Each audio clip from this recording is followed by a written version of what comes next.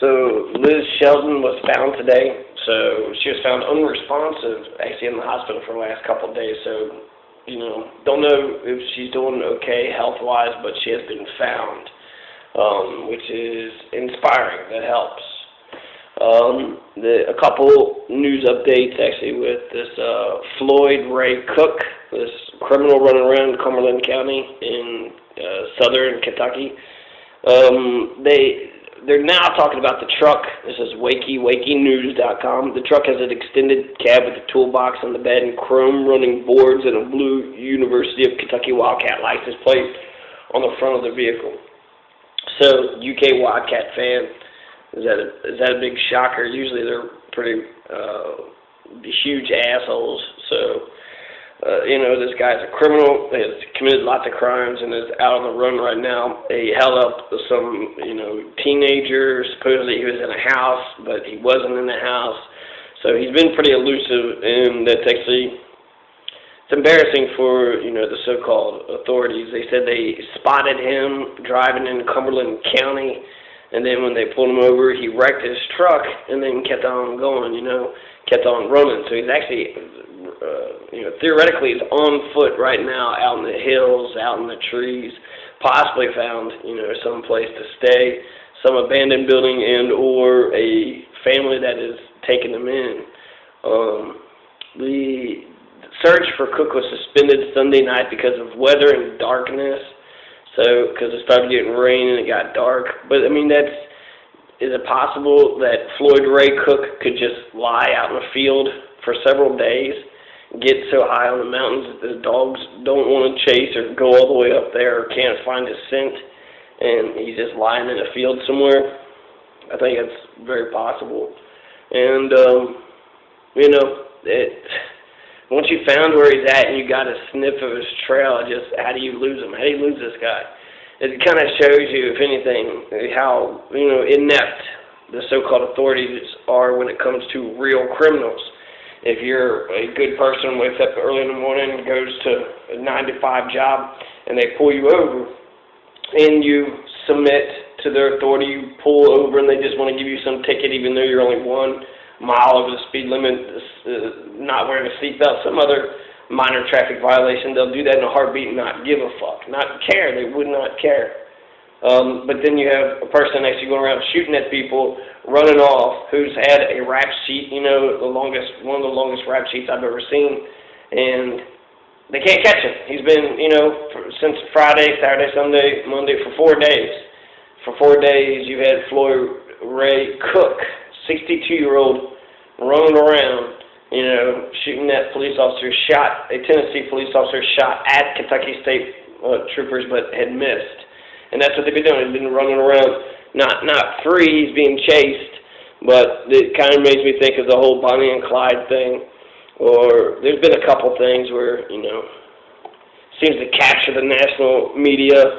There's been some other robbing and dashing and stuff. Anyways, again, when you have a real criminal, they don't know how to behave because they're used to oppressing the internal population and not actually going against the violent thugs.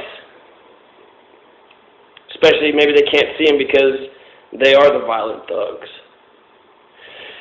So, interesting thing has just happened actually with the Commissioner of Agriculture race. So, Jean Marie Lawson Spann, she is adorable, with her little face, her blue eyes, and she's still got the 80s hair. So, she's back a decade for some reason. But just recently they actually filed against her, the Quarles, the state Republican Party had just filed a complaint with the Kentucky Registry of Election Finance saying that on her radio show she has been promoting herself and her candidacy. I think it's kind of a gray area unless she just comes right out and says, I spent money on this. She is, the candidate, so anything she says automatically is just assumed that she would be in favor of voting for herself. It's on her own radio program. And so even if she says, make sure you vote for Lawson Spann, theoretically she could buy advertisements right on her own radio show. I think this is just some bullshit. This is just some bullshit to sort of stir the pot up a little bit. This comes at 1 week away. This is the October surprise, I guess, with Ryan Quarles. Is this lawsuit saying that they used her farm radio show and their corporate funds to illegally promote her campaign. Even if that was the case, I don't think they have a case. I don't know what the law is, actually. So they might have something there, but I don't know. I think it's bullshit to win on such a technicality. Lawson and Spann deny the accusation. He is president of Lawson Marketing, and she is vice president. We're confident we have complied with all laws, and after KREF looks into the matter, they will say the same. So she accused Quarles of launching a superficial political attack to distract voters from his lack of qualifications. And that's absolutely true. That's absolutely true. She is, he's on the ropes. She is better. She's a Democrat, so I think she would be a better agricultural commissioner. She wants GMO products labeled. Everybody should know if the food is genetically modified or not. Ryan Quarles is in the big pockets of big GMO. He wants no labels whatsoever, and he's also very much against any type of legalization, even if of medicinal, the medicinal use of cannabis, which Kentucky has legal. Marijuana is legal right now. CBD, cannabidiol. So there is one cannabinoid that is actually legalized already. So he would be taking a step backwards from that position. She has been running advertisements on TV about this, and been very clear about what she's been running on TV about, to help with cancer patients. But she's, she puts it right out there, and I'm actually very inspired by that, because if she is more liberal than what she has, shown us so far. I mean, she grew up like on a big farm, big plantation, owned a tractor company, some, John Deere company or something. So she's, been around big business. So I think they're probably both pretty pro-corporate, so anything where they're actually for the family farms, where they're actually for working-class peoples, I like that. I would also like to hear some land reform ideas. I don't know if they'll get to that or not, but there is a lot of secret land, the absentee landlords that's not being used, that could be used. There's 22 vacant houses for every homeless person that we have, so really all you need is a person to connect those dots. You have a coordination failure. If you have 22 homes, empty, vacant homes for every homeless, and that's just, where people have built houses and have abandoned them. That's not to include the abandoned lands. So, there's a lot of land and a lot of houses that are just kind of sitting around, and that could help poor people, homeless. It definitely help homeless people, and poor people in the long run. Land reform would help them. So she's right. It's a superficial political attack to distract voters from his lack of qualifications. He's saying he's farm tested, approved or something. He don't even live on a farm. And he lacks agribusiness experience. He's a lawyer with no clients and doesn't think a woman can do the job. So she's a sexist. He's a sexist, and he's a crappy lawyer who has no clients. And he doesn't have any agribusiness experience. So, I don't know why she is saying things when she knows they are false, is what Quarles, So, that's interesting, right? Quarles has $200,000 in receipts, Spann of $143,000. Quarles has spent about $42,000 and Spann about $200,000. Quarles had about $159,000 on hand, so they got, a small, significant war chest. Lawson dismissed the charge as the silly season. He often texted his wife, Beverly Lawson, about their daughter's campaign appearances. Quarles said Lawson's texting during debates has stopped since the media reported his accusation. Lawson's texting during debates. So I don't know what that's. You're not allowed to text. Quarles' campaign showed photos of Sam Lawson texting on a phone and other photos of his daughter looking at a phone during a candidate forum. This just seems so stupid.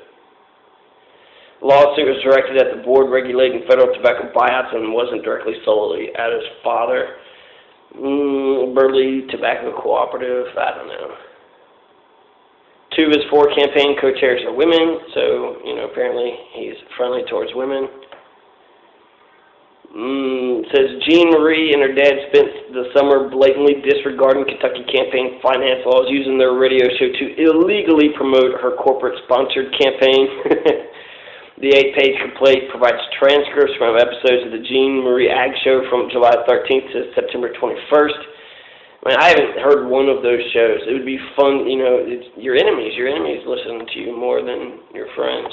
For example, the complaint states that on October 3rd, show Sam Lawson said attendees at a meet and greet in Graves County all pledged their support for your campaign. Just saying that, is that supporting the campaign? Headed to Lexington to speak to the United Mine Workers of America who have endorsed your campaign. These are truths. He is just saying the truth. The best way to fight against libel or slander charges is just saying you were speaking the truth. You weren't pushing or promoting, naturally, I think just naturally your existence is promoting your candidacy, right? That's why politicians go to these breakfasts, these cooking places. They don't want to give a speech or say nothing. They just want you to say, hey, I saw him, he was around, and I got to shake his hand, and, I'm so excited. Quarles is against, the implementation of medical marijuana because it could cloud Kentucky's bold role in producing and processing industrial hemp. The Canadian government, Trudeau, the recent guy, I forget his first name, but Mr. Trudeau, the liberal, he is going to legalize, marijuana by April 20th. So April 20th, that's it shows you that elections matters. Elections can make a difference. And, how we could actually progress instead of just being stagnant and trying to fight to go back to the Bronze Age or to the Dark Ages. Let's fight to go, back in time. Let's reverse. We're in the future, right? Back to the Future. We're past where the future should have already been. And to be fighting to go back to 1955 would be ridiculous. So to fight to go back to the Bronze Age, which is where the Bible was written in, to go back to their time, the Dark Ages before science, get the fuck out of here. We need a renaissance. We need an enlightenment period, and we need to wake up. You can't move a sleeping people. So once you've woken up, so you woke? Are you woke yet? Kentucky, if you ain't, wake the fuck up. So Liz Shelton has been found, and that at-large shooter, for whatever reason, he didn't go to court for methamphetamine. So the guy who's on the lam because of the meth charge right now has not been caught. And the election is 7 days away, so don't forget to go vote. 40%. I bet you Kentucky gets less than 40% turnout rate on November 3rd.